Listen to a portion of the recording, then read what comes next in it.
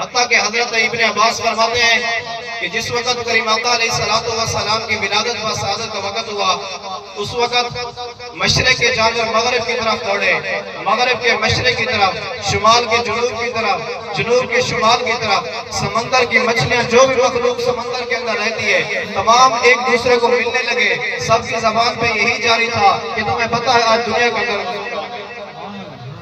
وہ حضور آ گئے ہیں کہ جس نے آ کر بتایا ہے انسانیت کے حقوق نہیں، حتیٰ کہ حضور نے جانوروں کے حقوق بھی بتائے۔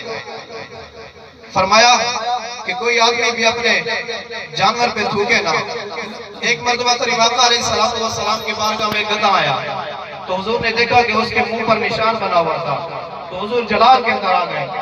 فرمایا کہ یہ کس نے جانور کے منہ پر داغا ہے؟ حضور نے منع فرمایا کہ جانور کے منہ پر داغنا نہیں ہے۔ حضور پھر انسانیت، جس وقت کریم آقا علیہ السلام نہیں آئے تھے اس وقت لوگ جو ہے اپنے ماں باپ کو منڈیوں کے اندر جا کر بیچتے تھے کہ یہ غلام خرید لو۔ کریم آقا علیہ السلام آئے، آپ نے فرمایا کہ تمہاری ماں کے پاؤں کے نیچے تمہاری جنت ہے، تمہارا باپ اس کا دروازہ ہے۔ پھر جب جہالت تھی نا اس وقت لوگ کیا کرتے تھے کہ اپنی بیٹیوں کو زندہ درگور کر دیتے تھے، مار دیتے تھے۔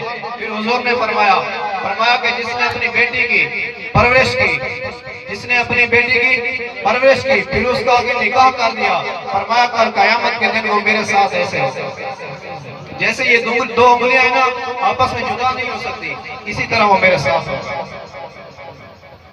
ماشاءاللہ، پھر کہنا سبحان اللہ۔